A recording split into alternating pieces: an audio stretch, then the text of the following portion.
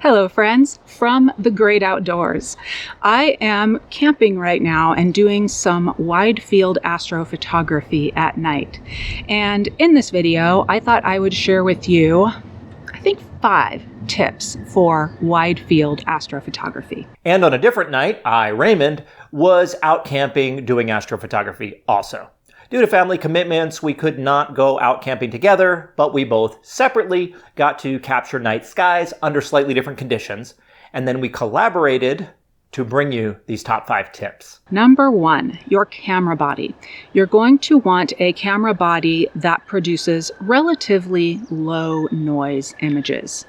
Let me pause here and say, use what you have. You don't have to purchase new gear to try and do astrophotography, but for the peak experience, a body that will produce relatively low noise images, even at the higher ISO sensitivities, is your best bet by far. Full frame cameras, particularly newer ones, will have lower noise in the ISO 400 to ISO 3200 range. Leigh even grabbed an APS-C body as one of the cameras for her night out, and it did just fine. Depending on your lenses for astrophotography, which we will talk about in a few moments, with an f2.8 lens, you might be leaning on ISO 1600, even 3200. With an f1.4 lens, like we'll shortly show off, ISO 400 to 800 is where you might find yourself. In short, you'll normally want to shoot at your lens's widest available aperture. And we'll talk about shutter speed also in a few minutes. If you do want pinpoint stars, you have to limit that shutter speed as fast as about 8 seconds. Meaning ISO will, in many cases, be determining your night sky exposure. And ISO and the noise at each setting is a function of your camera body. It's something to be aware of, and the less noise your camera does produce, the cleaner your images will be going into the editing process, which will save you time and headaches. You'll want to be able to use this camera body in the dark. And that doesn't necessarily mean that you have buttons that light up. It means that you have practiced with that camera so much that you know where all of the buttons are, even with your eyes closed. That way you don't have to turn on light to be using your camera in the pitch blackness that you are going to be in to produce astrophotography images. Particularly if you're working in a group, you don't want to have to turn that light on. A camera that can take external power while it is being used is definitely a plus, because sometimes if you want to do a time lapse, you're going to be using that camera all night long. And a lot of times one battery isn't going to do you. So we do have things like our Z7 that takes a fake battery that you plug into AC power. But many cameras you can use a USB-C or micro USB cable to power the camera. One thing to be aware of when using a portable power bank, when powering a camera with USB-C, and we've run into this, because depending on the power bank and the power draw from the camera, the power bank might see at one exact moment that the camera doesn't need power and it shuts off. It stops producing power until you press a button on the side or top of the power bank to wake it back up and have it sending power. But the power bank doesn't know to do that on its own once the camera's full. So for this reason, we actually prefer portable AC power from the likes of our Energy Flex power station. It's just like plugging in a true wall adapter to your USB-C port rather than a power bank. The key here overall is to know your gear and its tendencies for both the camera, the power bank, and any other gear that you're using in the field. It's going to be dark and you're going to be tired. Most cameras have an interval timer of some sort, and that will help you create those beautiful time lapses. For example, tonight I have the camera taking 8-second exposures, and then it will wait 4 seconds, and then it will start over with another 8-second exposure. And it'll do that for, let's say, 1,500 images, so that I have a nice time lapse of the Milky Way going across the sky. I took Leigh's sage advice with her 8 seconds on, 4 seconds off guidance, and I was pleased with the results and had pinpoint stars in all the images in my time lapses. Remember, there's no one best exposure time, your shutter speed, or interval time. It really is going to depend on your camera, your lens, your situation, what the night sky is looking like where you are. So definitely take the time and dial in your settings. I do recommend using a short enough shutter speed so that you can get nice little pinpoint stars. That way you can zoom into them if you want. If in your camera you're using long exposure noise reduction, factor that into the time between interval timer exposures. If you don't have it wait long enough between exposures, the camera can miss the next exposure because it's still doing the noise reduction process. Then you end up with a choppy time lapse where the images weren't captured at consistent intervals. Many cameras take a dark frame for their long exposure noise reduction. So depending on the camera, this could be half the length of your 8-second shutter speed, or it could be another 8 seconds on top of your 8-second exposure. That's going to vary with the camera. So the key here again is to know your gear and its habits and tendencies. Before we go any further, I need to thank the sponsor of this portion of today's video, KEH. KEH buys and sells used photography equipment. Definitely cameras and lenses, but really anything photography and videography related that you can think of. They have a huge variety. You need a tripod or a new lens for your astrophotography?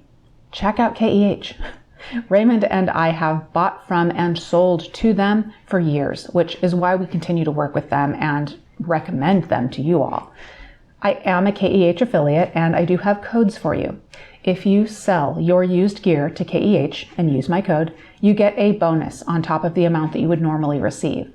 Or if you are purchasing gear, you can use my code to receive a discount. You using my links also helps let KEH know to continue supporting this channel, which helps us to continue creating free videos like this one. Thank you to KEH for continuing to work with us. Number 2, your lens. f1.4 lenses are the king. They allow you to use slightly shorter shutter speeds and maybe lower ISO sensitivities. For wide field, we generally like 24 millimeters and wider.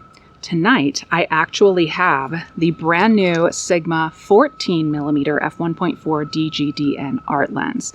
It is I have it in L mount here, and it is on my Panasonic Lumix S5 II. And I'm borrowing this lens, but boy, am I excited about it. Also with me is the Sigma 20mm f1.4 art lens. I'll get less of the overall sky, but the Milky Way will be larger in the frame. And finally, the Sony 24mm f1.4 G Master. With no Sony body to be found in my gear, I've got this attached to a Z-mount adapter. This is one of the best Astro lenses I have used. Although I no longer have an E-mount body, this lens is also fantastic when adapted to Nikon Z-mount. Number 3, your tripod. You're going to want something very stable. Depending on the weight of your lens and your camera body, you want to make sure that your tripod is going to support that weight. Tonight I have a couple of tripods to use. I have the Manfrotto Be Free in carbon fiber. I also have what I'm using right now, which is the Peak Design carbon fiber tripod. Both of these are great, but you don't have to spend this much. Don't think you do. Just find something that is stable and will hold your camera. Maybe even think about something with a hook on the bottom so that you can weigh the tripod down a little bit just to make it extra stable. And one last thing to think about, if you are hiking into the backcountry or walking a lot with that tripod, you might look for something that is lighter weight, like a carbon fiber tripod. Number 4, location, location, location. The further away you are from any kind of city lights, the darker your skies are going to be and the more stunning your photos will be. Also, become familiar with the lunar cycle for your location.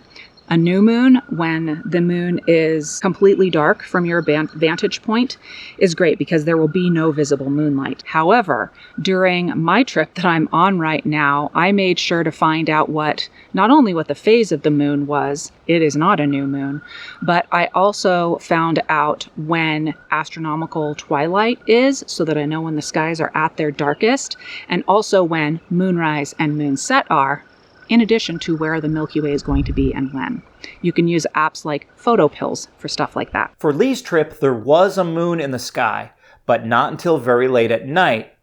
So she was able to be tactical and get her shots and time lapses before the moonrise, but while the sky was dark. I think her moonrise was an hour or two after midnight, so she did have plenty of time. For me, totally by accident, I was out there the exact night of the new moon. All right, I planned that. And that means I would have dark skies all night long, irrespective of moonrise and moonset. What we're saying here is to do some research and make sure that when you found that dark sky area and the perfect night that meets your schedule, that the moon is also either going to be a new moon or at least under the horizon when you're out there wanting to get your astro pictures. As for clouds, trees, and other obstructions of your view of the night sky, I tend to embrace that.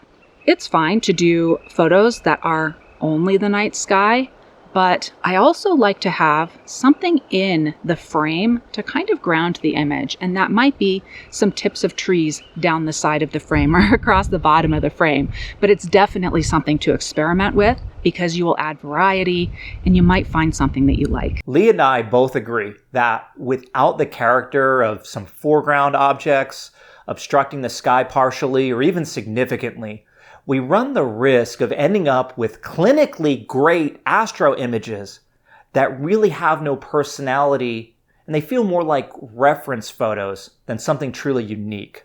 The clouds on my night out, illuminated by the very small city of Flagstaff and some lightning in the background, and the subtle shapes of the mountains in the background and then the trees, it really puts a unique picture and a unique setting together in total. I should mention that clouds can also be really cool in your photos and your time lapses because even though they're obstructing some of the stars, it still looks really cool in your photo. Number 5, editing.